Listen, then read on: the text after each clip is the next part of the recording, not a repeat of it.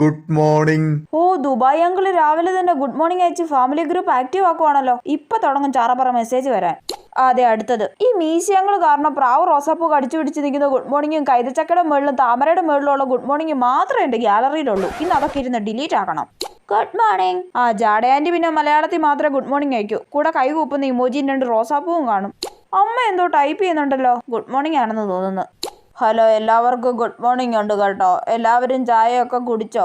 ഇന്ന് ഞങ്ങൾക്ക് ബ്രേക്ക്ഫാസ്റ്റിന് അപ്പവും സ്റ്റോ ആണ് കേട്ടോ. പിന്നെ എന്തൊക്കെയുണ്ട് വിശേഷം? ഞങ്ങൾ ഇന്ന് മൂന്നാർ ടൂർ പോവുക കേട്ടോ. ചേട്ടാ, നിങ്ങൾ മൂന്നാർ ടൂർ പോകുന്നതിന് ഞങ്ങളെന്ത് വേണം? രാവിലെ തന്നെ പൊങ്ങച്ചുമായിട്ട് ഇറങ്ങിയേക്കുവാ.